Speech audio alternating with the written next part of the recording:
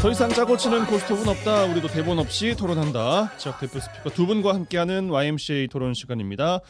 여수 순천 YMCA 김대희 김석 사무총장 두 분 어서 오십시오. 네, 안녕하십니까. 네, 안녕하세요. 2월의 첫 시간입니다. 벌써 2월이 됐어요. 그렇구나. 예. 진짜 세월 진짜 빠른 것 같아요. 아, 저만 빠른 건가요? 아니면 다른 사람들 빠른 건가요? 김대희 총장님 오늘 2월인지 모르셨던 것 같아요. 아, 네, 제가 지난주에 여권 만들려고요. 네. 여권 갱신이 다 되어서 갔더만 10년 전 사진하고 지금 사진 보니까요. 와, 제가 눈에 주름도 많고요. 눈도 터지고 와, 제가 보고 다른 사람인 줄 알았어요. 저도 그랬는데 저도 그 아이폰에 보면 사진 있잖아요. 네, 네. 그거 가끔 이렇게 띄워주잖아요. 몇 년 전 오늘 뭐 네. 이러면서 아, 슬림하더라고요. 그래서 제가 운동을 사진관에 하세요. 운동하시면 되죠. 선생님은. 예. 사진관에 여권 사진 찾으면서 그 사진관 그 사장님한테 이거 제 얼굴 맞아요? 하고 물어봤는데 세월이 그런 것 같아요. 아니 그 정도면은 그 다른 사진으로 대체해야 되는 거 아닙니까? 못 알아봐서 나중에 출입국 안 되는 거 아니에요? 네, 그래서 저 10년 전 사진을 쓰면 네. 아마 출입국 때 문제가 생길 것 같아서 이거 써야 되겠구나. 그 정도로 사람이 10년 정도 되니까 많이 뭐 늙게 10년이면 보이고요. 진짜 긴 시간이죠. 네. 그런데 왜냐하면 저희도 보니까 한두 달이 이렇게 빠르는데 그러니까요. 10년이면 강산이 한번 변했을 건데 아마 우리 신체 구조도 변했을 건데 저희는 그걸 도저히 용납할 수 없는. 용납할 수 없는. 그러니까요. 근황 여쭙겠습니다. 먼저 김대희 총장님. 네, 뭐 저는 최근에 뭐 전국 그 대한교육연대라고요. 여수 YMCA가 대한교육연대에 참여하고 있는데 내일 오후 강명에서 정기총회가 있거든요. 뭐 교통편도 불편하지만 하지만 결국은 최근에 우리가 정규직, 정규학교, 정규교육, 정규를 좋아하잖아요. 근데 교육에서도 과연 정규가 최고일지 고민을 해봐야 되는 측면이 있어요. 왜냐하면 어쨌든 기존 교육이 정규 교육 과정이 경쟁화고, 그죠? 뭐 대학 중심이고 서열 중심 이런 상황 속에서 대안학교는 어쨌든 생태와 느림과 자연을 찾고 공동체를 찾는데 우리가 교육에서는 그렇게 대안 교육을 좀 싫어하는 측면, 인정해주지 않는다고 봐야죠. 서러움이 있는데 전국에 한 60여 개 정도 대안 교육 기관들이 모여서 한국 사회의 오늘날 정규 교육들을 점검해보고 대안 교육이 제대로 하고 있는지 또 어떤 것들을 보완해야 될지 하는 총회인데요. 이번 기회에 이 대한교육연대 저기도 정기총회 준비하면서 YMCA도 하나의 교육기관인데 어쨌든 기존 정규직 과정 속에서 정규 교육 과정 속에서 답을 못 주는 영역, 어쨌든 남을 배려하고 자연과 친구되고 공동체를 위하는 이런 교육들을 한 번쯤은 2024년 1월이 가고 2월이 맞이하는 시기에 한 번쯤은 청취자 여러분들도 같이 고민해봤으면 어떨까 생각합니다. 유의미한 자리가 될 것 같습니다. 예, 네. 김석 총장님 근황 여쭙겠습니다. 네, 뭐 저는 오늘 주제이기도 하지만 여수 사건 시행 특별법 시행 2주년 평가회를 다녀왔어요. 전남 동부청사 네. 이순신 강당에서 했었는데 그 강당이 꽉 차고도 그 정도의 사람이 밖에서 또는 계단에서 기다릴 정도로 제가 지금까지 70주년부터 여순과 관련된 일들을 계속 관여하고 있고 또는 뭐 지원하고 있고 이런 일을 합니다마는 가장 많은 사람들이 뜨겁게 토론하고 뜨겁게 울고 되게 참 중요한 시점이에요. 네.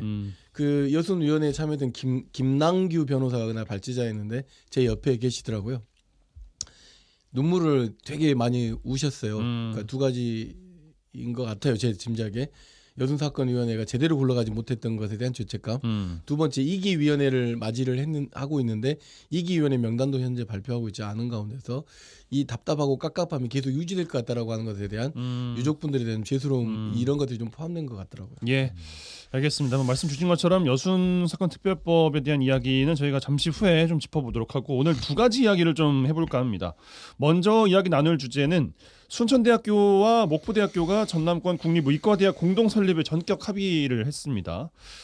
그동안 정치권과 지자체 위주로 논의되어 왔던 문제에 대해서 당사 대학들이 합의한 내용이라 각계에서 환영의 뜻을 밝혔습니다. 바로 이 이야기 좀 들어가 볼까요? 이번에 합의한 내용 보셨을 텐데 어떻게 보고 계신지 김대희 총장께 드릴까요? 네, 제가 보기에는 1월 22일이죠. 이제 공식 합의 서명안은 없고요.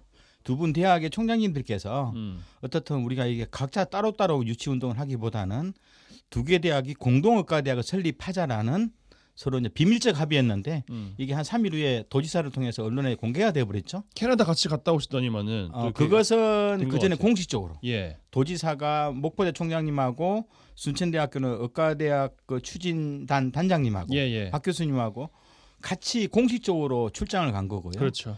근데 두 대학 총장님께서 순천대학에 오셔가지고 모여서 우리 공동 의과대학을 만드십시다. 요 합의는 비밀리에 했다라고 제가 정확하게 비서실에 들었고요. 공개할 의도는 아직 없었는데 이게 이제 어떻든 공개가 되었지만 뭐 도지사님이 천명한 이후에 전라남도 모든 기관들이 보니까 환영 성명서를 냈더라고요. 예. 보도자료 냈고 해서 어떻든 공동 의과대학으로 가겠구나. 원래 이제 전라남도 김영록 도지사님 입장이 예전부터 그러셨거든요. 그렇죠. 의과대학은 좀 아이고 제가 뭐 동부를 주겠습니까 서부를 주겠습니까 그냥 하나로 합칩시다 이런 의견이 있었고요. 그런데 이제 문제는 두 대학은 절박함이라고 봐야 되겠죠. 어떻든 윤석열 정부가 그나마 좀 우리가 좀 긍정적으로 봐야 될 것이 지역의 열악한 의료 환경, 공공 의료 과정 속에서 어떻든 열악한 지역 의료 환경을 개선하겠다는 입장은 계속 밝혔고요. 의사 정원도 늘리겠다는 이야기를 계속하고 있고요. 근데 이제 신설이라는 문제는 방점을 안 찍었거든요. 그렇죠. 그러니까 이제 전남 지역은 전라남도 지역은 의과대학 하나 없는데 절박한 거죠. 지금 차에 오르지 않으면 열차를 타지 못하면 영원히 못하기 때문에 어떻든 동부냐 서부를 떠나서 지금 전라남도의 의과대학 유치는 두 대학이 합의하면 된다라는 상황 속에 절박하게 마지막 카드를 쓰신 거거든요. 써서 어떻든 앞으로 이행 과정이 어떻게 될지는 모르지만 어떻든 전라남도 도지사님이 강력했거든요. 두 곳 중에 어디로 줄지 깝깝하다.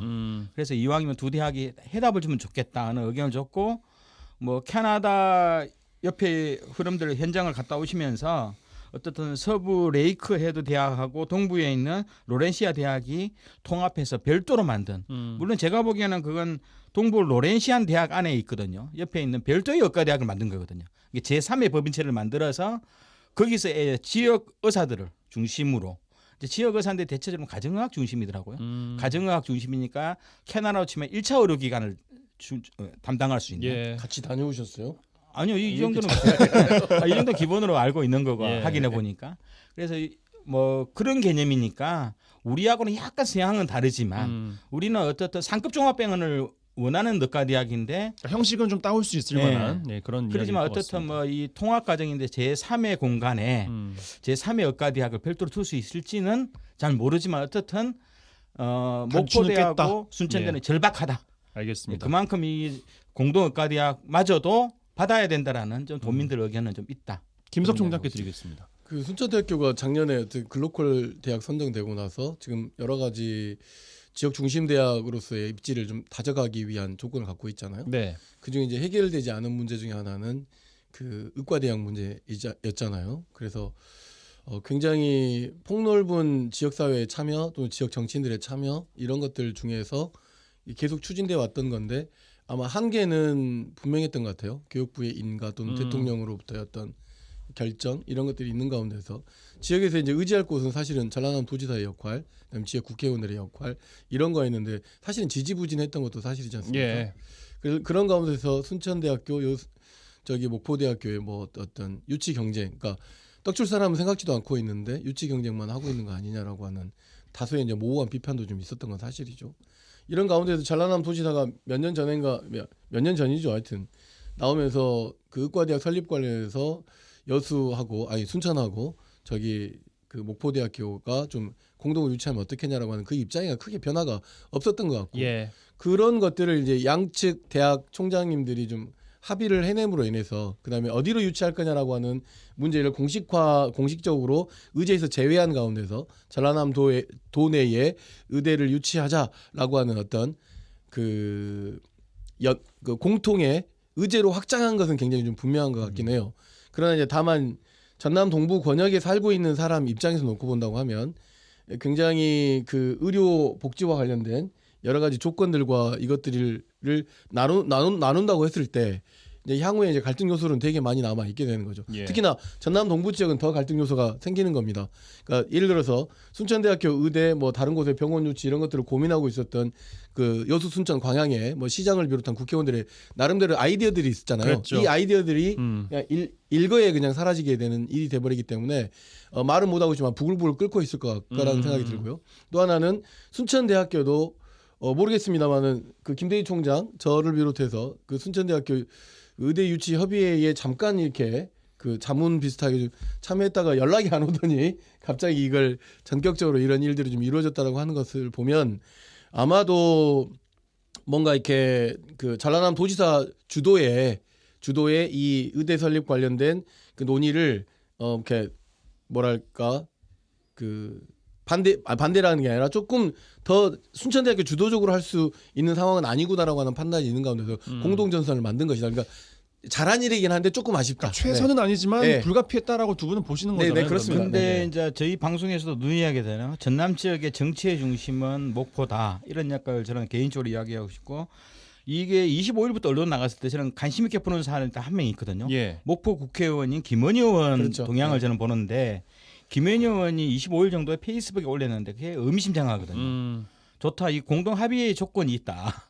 목포대학교가 의대하고 부속 대학병원을 만드는 전제 조건 하에 여기 동의한다. 이 말은 뭐냐하면 그래도 몇 년 전부터 계속 그 도지사께서 목포 좀 서부 쪽에 의과대학이 어떻냐 이야기를 하셨거든요. 하고 병원은 좀 어떻든 뭐 동부하고 서부하고 뭐 어찌 고민해보되 의과대학은 좀 어떠냐 이런 이야기를 뭐 자주 하셨거든요. 사석에서도 그런 이야기를 기자들한테 많이 들었는데 이번에도 뭐 도지사님은 양쪽 다 병원을 주겠다 그랬다고요. 병원은 양쪽인데 문제는 의과대학이거든요. 대학을 어디다 병원을 네. 주는 사람이 전라남 그러니까 아닌데 뭘 어떻든 병원을 준다고 한다는 그런 표현 양쪽에다 병원을 두고 의과대학 문제는 합의 보자. 음. 이랬는데 방점은 약간 서부 지역에 있다라는 뉘앙스가 있었거든요. 있었고 김원희 의원의 이 말은 의미심장하거든요.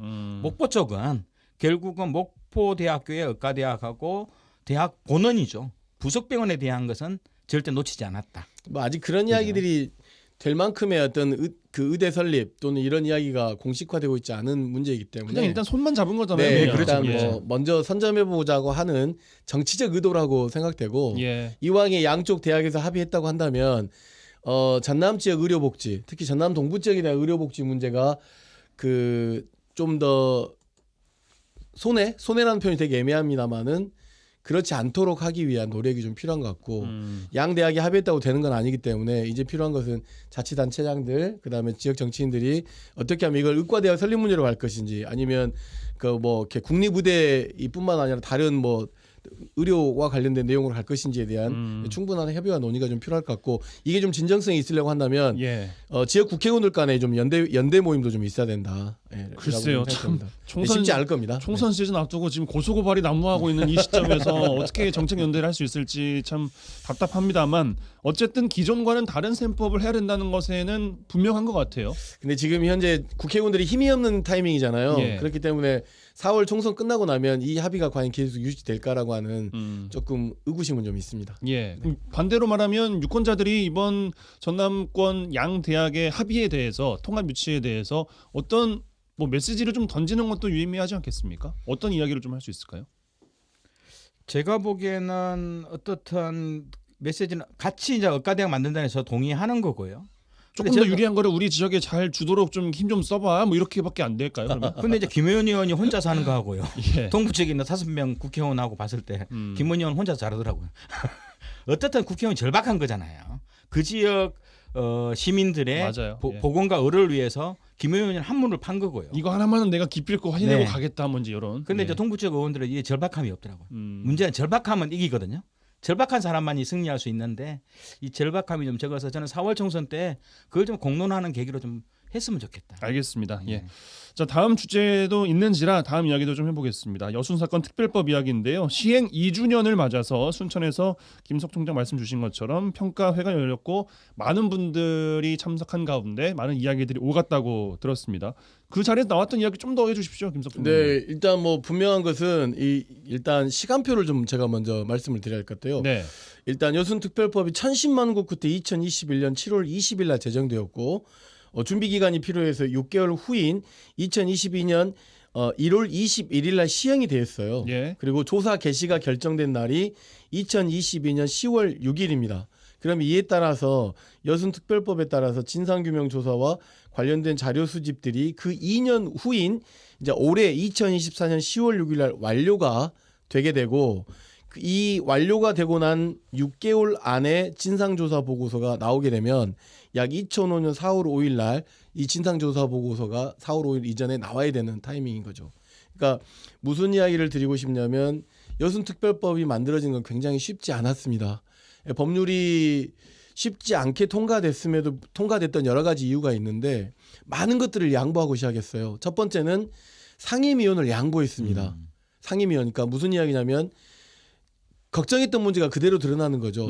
이거를 전담해야 될 상임위원이 없다 보니까 공무원 주도로 이 위원회와 전라남도 실무위원회가 굴러가고 있다 보니까 유족들이 원하는 거, 지역사회가 원하는 거 소통이 되고 있지 않은 문제가 생긴 거예요. 사람이 바뀌어버리고. 그렇죠. 무슨 이야기냐면 진화위원회도 그렇고 제수4.3위원회도 모두 다 상임위원이 있어. 이 예. 상임위원들이 지역을 돌아다니면서 촉구하고 부족한 것을 만들어내고 제도화하고 뭐 법률 개정안을 내놓고 이랬는데 이런 것들이 없어지다 보니까 결국은 우리는 그냥 법은 만들어 놓고 법이 잘 되겠지라고 기대하고 있었던 거죠. 그다음에 두 번째는 뭐냐면 이 법에서 조사 기간을 2년으로 한시적으로 했다는 거죠. 네. 이것 또한 조사 기간을 무한정으로 하고 있는 제주4.3법이랄지 이런 걸 놓고 보면 이 법이 좀 개정돼야 되는 여러 가지 한계를 가지고 있는 거고. 세 번째는 이 여순위원회와 실무위원회가 있는데 여순위원회는 정부 부처에 있는 사람들과 우리 유족들이 참여하는 그 중앙 정부의 위원회라고 보시면 되고 실무위원회는 전라남도에 있는 그 조사받고 뭐 이런 것들에 대한 그 실무위라고 볼 수 있는데 여기를 주관하고 있는 분은 전라남도지사예요.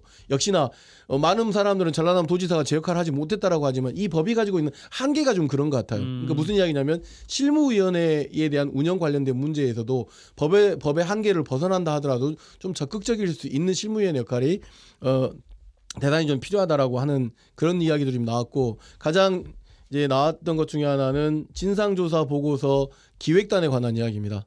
진상조사 보고서 기획단이 15명 중에 그다음에 기본적으로 기존에 있는 위원들, 그러니까 정부에서 정하는 위원들 5명 빼놓고 나머지 10명 중에 유족 대표 1명 빼고 나머지 9명은 이미 우리가 알다시피 뉴라이트 계열 또는 군사 편찬했던 사람들이 여기에 위원회에 들어가다 보면 무슨 일이 생기게 되냐면 진상조사를 보고서를 쓰는 것이 굉장히 중요한 과정에서 이 위원회에서 결정해야 되는 의견들을 진상조사 보고 작성하는 기획단과 협의하는 과정들이 이루어지게 됩니다. 예. 그러면 가장 걱정하고 우려되는 것은 뭐냐면 여순 사건을 반란으로 치부할 가능성이 상당히 높은 거죠. 왜냐하면 이 진상조사 보고서 기획단에 들어가 있는 사람들이 제주 4.3 진상조사 보고서는 뭐 왜곡하고 있고 여러 가지 심지어 홍범도 그 육사에서 흉상 철거까지 주도했던 사람들이 포함되어 있기 때문에 그래서 진상조사가 이루어지지 않은 가운데서도 명예회복도 이루어지지 않은 가운데서 이 법률이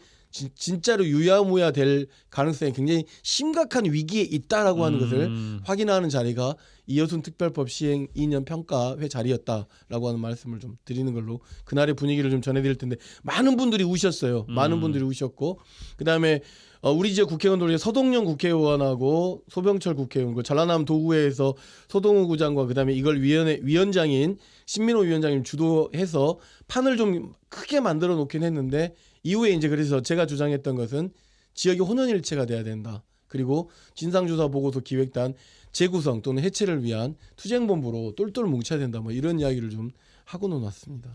김대인 총장님께 시행 2주년 맞아서 어떤 말씀 좀 주고 싶은지 여쭙겠습니다. 어떻든 2년 전에 이 법이 나왔을 때 우려했던 것이 기간의 문제.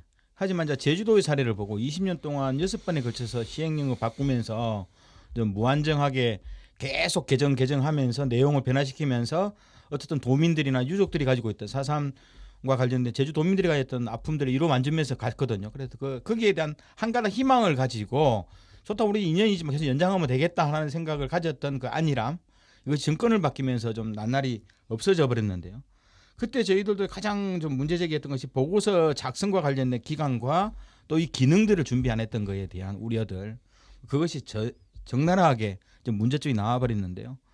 저는 최근에 보면서 더 이상 우리가 생각하기도 힘들었던 또 생각하면서 설마 했던 영역들이 벌어지고 있다. 좀 이런 영역들 때문에 굉장히 우려스러운 거고 한편으로는 유족들하고 시민사회 그리고 지방정부가 좀 똘똘 뭉쳐야 된다. 그리고 순천과 여수, 광양, 구례 등 이 전남 지역에 있는 지방 기초자치단체도 똘똘 뭉쳐야지만 같이 이 문제를 해결할 수 있다. 그런데 이제 이런 과정들이 진행되면서 사실상 유족도 상처받고 시민사회도 상처받고 다 이랬거든요.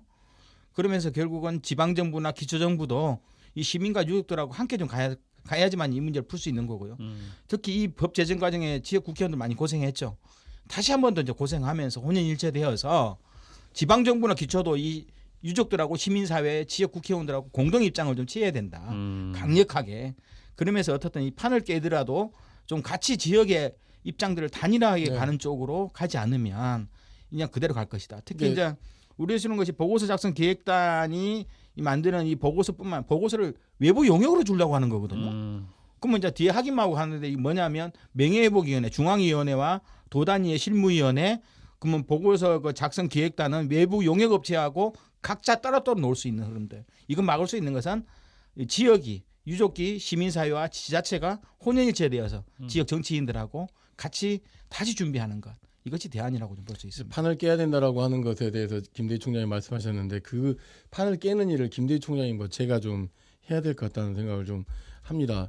특별법위에 잘 될 거라고 생각했는데 여순 사건에 대해서 모두가 다 아는 것 같지만 잘 모르더라고요. 그날 이 평가회에서도 그날 평가회에 와가지고 알게 된 사실들이 너무 많은 거예요. 유족들도. 그래서 이건 아니다라고 하는 생각을 가졌고 뭘 모르셨고 뭘 알게 되셨다는 거예요? 그러니까 그 명예회복과 관련해서 유족들이 그 희생자 또는 유족을 신청했을 거 아닙니까? 예. 그러면 그게 다 받아들여진다거나 아니면 어느 정도가 인정됐다거나 이런 것들에 관한 사항까지도 몰랐던 것들이 너무 많았고 전라남 도의회에서 제정한 조례에 의해서 그 유족들에게 위로금 10만 원 이런 것들 지원하게 돼 있는데 그거를 받게 된 것도 오늘 알게 됐고 이러다 보니까 뭐냐면 중간에서 이런 것들을 지원하는 사람들도 여러 가지 문제가 있겠지만 어쨌든 그런 상황들이 좀 생긴 건데 방금 김대희 총장님 이야기하신 것처럼 유족, 시민사회, 언론계, 정치권, 지방정부 학계가 똘똘 뭉쳐야 되는 상황이다라고 하는 말씀을 좀 드리는 걸로 하고 그다음에 어차피 지금 제주 4.3 진상조사 보고서를 비난하는 사람들이 지금 여순 사건 진상조사 보고서 기획단으로 들어가고 있는 거거든요. 제대로 채택될 수 없다고 보는 거잖아요. 그렇다고 한다면 지역사회에서 여순 연구자들과 꽤 있기 때문에 여순 연구자들과 시민이 쓰는 진상조사 보고서 기획단을 만들어야 된다라고 하는 그런 의견도 나왔습니다. 한 가지 더 드리고 싶은 말씀은 이 여순 사건 특별법이 누구누구 어느 지역 누구누구 때문에 만들어진 건 아닙니다. 역사적 흐름에 의해서 만들어진 것인데 마치 유족이 무엇인가를 질문하러 왔는데 그건 된다 안 된다라고 하는 판단은 지금 여순 위원회에서 하는 거고 여순 실무위원회에서 하는 거거든요. 전라남도 중간에 어떤 시민단체가 끼어가지고 이게 된다 안 된다라고 하는 수 있는 상황이 아니에요.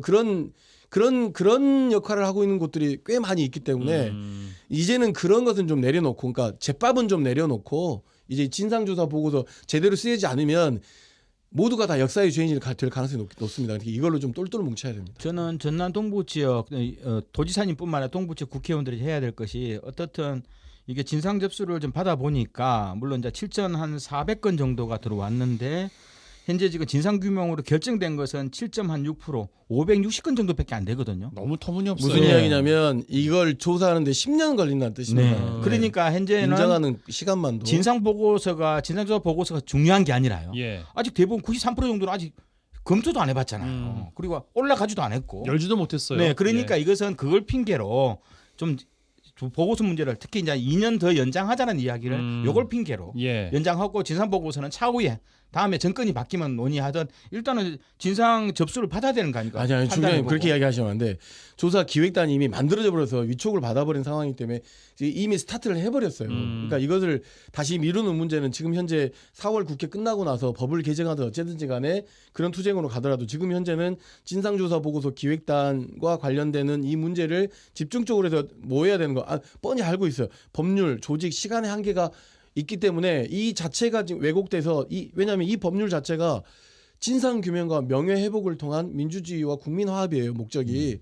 진상 규명이 이루어지지 않은 가운데 명예 회복이 이루어질 수 없어요.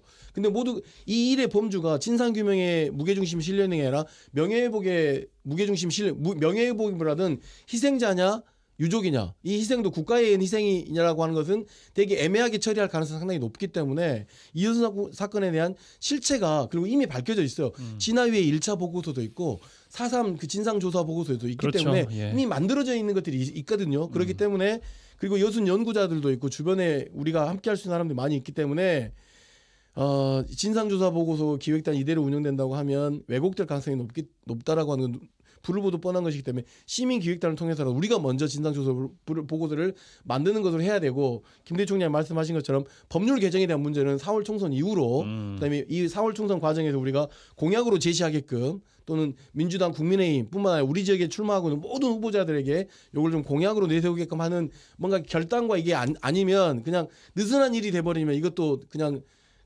유야무야 흘러가서 왜곡된 진상조사 보고서 받을 수 있는 상황밖에 안 될 거라고 생각해요. 김대희 총장께 드리고 마무리하겠습니다. 네네. 예.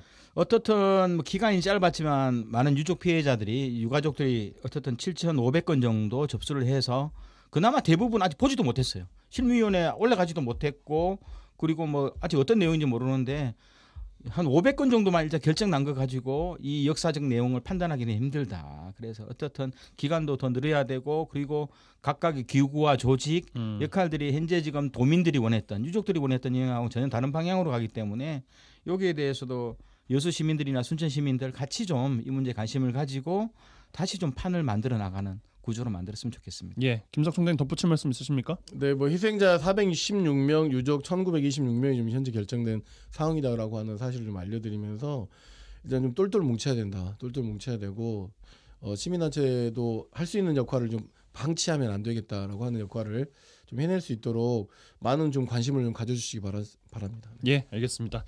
YMCA 토론 이번 주 시간 이 정도로 마무리하겠습니다. 여수 순천 YMCA 김대희 김석 사무총장 두 분과 함께했어요. 두 분 고맙습니다. 네, 감사합니다.